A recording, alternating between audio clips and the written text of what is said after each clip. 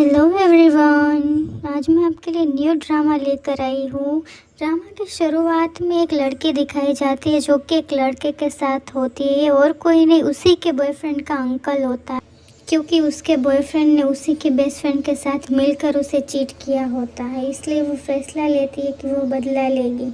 कहानी की शुरुआत में नोरा हल्के से अंकल का चश्मा निकालती है और उसे सड्यूस करने की कोशिश करती है। नोरा अंकल के गले पर हाथ रखकर बोलती है, अंकल आप तो बहुत शांत है, क्या आप सच में लड़कियों को छूते तक नहीं है या फिर आप में ही कोई प्रॉब्लम है? तभी अंकल नोरा को जोर जोर से किस करने लगते और वो खुद पर कंट्रोल नहीं कर पाते हैं। तभी सीन चेंज हो जाता है। नोरा अंकल के साथ सो रही होती है। तभी नोरा उठ जाती है और अंकल को ही देख रही होती है और मन ही मन सोच रही होती है, तुमने तो कहा था तुम लड़कियों को छूते तक नहीं हो, पर तुमने तो यहाँ मेरे साथ रात बिता ली। ये कहकर नोरा अंकल को किस करने लगती है। तभी अंकल उठ जाते हैं। नोरा फिर से किस करने लगती है। तभी अंकल गुस्से में नोरा का गला पकड़ लेते हैं और उससे बोलते, ये तुमने मेरे साथ क्या किया? तभी यहाँ पर नोरा हंसते हुए कहती है, मैंने क्या किया? जो भी किया तुमने किया मेरे साथ। तभी ये सुनकर अंकल वहाँ से जाने लगते हैं और नोरा पीछे से आकर अंकल को पकड़ लेती है और कहती है, अंकल आप मुझे मारो मत, आप मुझे दफना दो। तभी अंकल कहते हैं, कहाँ दफनाऊँ? दक्षिण में या उत्तर में, कहाँ दफनाऊँ तुम्हें? तभी नोरा कहती है, अंकल आप मजाक कर रहे हैं ना? अंकल कहते हैं, मरने के बाद ताबूत में क्या लेना पसंद करो? तभी नोरा अंकल के करीब आकर उनके कंधे पर हाथ रख के उनको सड्यूस करते हुए बोलती है कि मुझे अपने साथ एक बॉडी चाहिए, वो भी आपकी। अंकल कहते हैं, तुम मेरे साथ ऐसा क्यों कर रही हो? तभी नोरा कहती है कि प्लीज़ अंकल मान जाओ ना। अंकल कहते हैं कि तुम मेरे नेफ्यू की गर्लफ्रेंड हो। सीन चेंज होता है और तभी यहाँ पर दिखाया जाता है नोरा का बॉयफ्रेंड, जो कि उसी के बेस्ट फ्रेंड के साथ, जिसका नाम रियो होता है, उसके साथ मज़े ले रहा होता है। तभी यहाँ पर नोरा आ जाती है और वो ये सब देख रही होती है और मन ही मन सोच रही होती है कि मैं तुमसे बदला लूँगी। तभी सीन चेंज हो जाता है और प्रेजेंट में नोरा सोच रही होती है कि तुमने मेरी बेस्ट फ्रेंड के साथ मिलकर मुझे चीट किया, मैं भी तुम्हारे साथ वही करूँगी, तुम्हारे अंकल के साथ मिलकर तुम्हें चीट करूँगी। तभी यहाँ पर नोरा अंकल को सड्यूस करने की कोशिश करती है। अंकल नोरा को पकड़कर कहते हैं कि तुम्हें इसकी कीमत चुकानी पड़ेगी। अंकल नोरा से कहते हैं कि तुम जानती भी हो मुझे सड्यूस करने का अंजाम क्या होगा। तभी नोरा फुल मूड में कहती है, नहीं जानती, क्या कर? तभी यहाँ पर अंकल नोरा को उठा के फुल स्पीड में बेड पे ले जाते हैं और उसे ज़ोर ज़ोर से किस करने लगते। वो यहाँ पर खुद पर कंट्रोल ही नहीं कर पाते। तभी सीन यहाँ पर चेंज हो जाता है। सुबह होती है और हम देखते हैं कि नोरा और अंकल नाइट स्पेंड कर कर थक कर सो रहे होते हैं। तभी अंकल नोरा की पीठ पर प्यार से सहलाते हैं और तभी नोरा अंकल से कहती है कि आप सिर्फ बातें ही अच्छी नहीं करते, आपको तो और भी बहुत कुछ करना आता है। ये बोलकर चुप हो जाती है। तभी अंकल कहते हैं कि तुमने अभी देखा है क्या? अभी नोरा बोलती है, तो दिखाओ ना। और फिर बोलती है, अगर ये सब जो को पता चल गया कि हमने 2 नाइट्स और एक पूरा दिन साथ में गुजारा है, वो तो सोच के ही पागल हो जाएगा। नोरा इतना बोलती ही है कि अंकल फिर से नोरा को बेड पे धक्का दे देते और फिर उसके ऊपर ही चढ़ जाते हैं।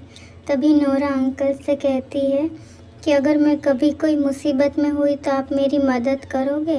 तभी अंकल हाँ में जवाब देते, मैं हमेशा तुम्हारा साथ दूंगा। इतना बोलते ही दोनों यहाँ पर फिर से किस करने लग जाते हैं और तभी यहाँ पर सीन चेंज हो जाता है। दूसरे सीन में यहाँ पर नोरा और अंकल फिर से बेड पर साथ में सो रहे होते। तभी यहाँ पर नोरा के फ़ोन में घंटी बजती है। ये और कोई नहीं, जो का ही फ़ोन होता है। नोरा फ़ोन उठाती है और तभी जो कहता है, कहाँ पे हो तुम? 2 दिन हो गए मेरे फ़ोन का या मैसेज का जवाब ही नहीं दे रही हो तुम। तभी नोरा कहती है क्या काम है जो। तभी जो यहाँ पे कहता है मेरे अंकल गांव से वापस आ गए हैं, मुझे उनसे तुम्हें मिलवाना है, तुम रेडी हो जाओ, मैं तुम्हें लेने आ रहा हूँ। इतना कहते ही जो तो दरवाजे पे आ जाता है। तभी नोरा अंकल से कहती है जो दरवाजे पे ही खड़ा। तभी अंकल नोरा को खींच के कान पर बाइट भर लेते हैं। तभी नोरा चिल्लाती है। तभी जो चिल्ला के बोलता है कौन है तुम्हारे साथ, जो बार बार कहता है दरवाज़ा खोलो दरवाज़ा खोलो। तब भी नोरा दरवाज़ा नहीं खोलती। दोनों यहाँ पर एक दूसरे में इतने खोए हुए होते हैं कि नोरा दरवाज़ा ही नहीं खोलती। तभी यहाँ पर रियो को दिखाया जाता है जो कि जो को कह रही होती है जो तुमने कुछ गलत सुन लिया होगा। तभी जो यहाँ पर कहता है हाँ मुझे पता है, नोरा मुझे जलाने के लिए ये सब कर रही है। रियो नोरा को आवाज़ देके कहती है जल्दी आ जाओ। तभी जो कहता है हम कार में तुम्हारा इंतज़ार कर रहे हैं, जल्दी आ जाना वरना हम चले जाएं। सीन नोरा पे आता है। नोरा मन ही मन सोच रही होती है काश रियो मैंने तुम्हें ऑर्फनेज से नहीं लाया तो आज मेरी फैमिली मेरे पास होती। रियो तुमने मेरी फैमिली मेरा फियांसे मुझसे छीन लिया, पर मैं इसका बदला तुमसे ज़रूर लूँगी। तभी अंकल नोरा से कहते हैं तुम्हारा मूड सही नहीं लग रहा है। तभी यहाँ पर अंकल कहते हैं कि अभी तुम्हारा मूड ठीक करता हूँ। इतना कहते ही अंकल नोरा को करीब खींचकर किस करने लग जाते और उसे लव बैट देते हैं। तभी नोरा अंकल को किस करती है और दोनों एक दूसरे को किस करने लगते हैं। तभी यहाँ पर सीन चेंज हो जाता है। तभी नोरा नीचे आती है। जो नोरा से कहता है तुम ड्राइविंग करो, मुझे रियो से कुछ काम है। तभी यहाँ पर जो और रियो एक दूसरे को किस करने लगते हैं और रियो यहाँ पर जो से कहती है नोरा हमें देख रही है। तभी नोरा यहाँ पर गुस्से में आ जाती है और वो जो से कहती ये तो कंपनी में ले जाने के भी लायक नहीं है।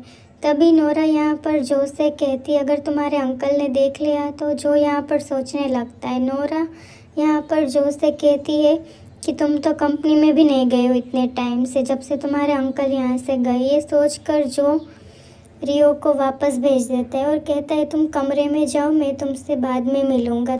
तभी यहाँ पर नोरा गुस्से में कार से उतर जाती है। हमें यहाँ पर अंकल की कंपनी दिखाई जाती है जहाँ पर अंकल सभी एम्प्लॉयज़ पर गुस्सा कर रहे होते हैं।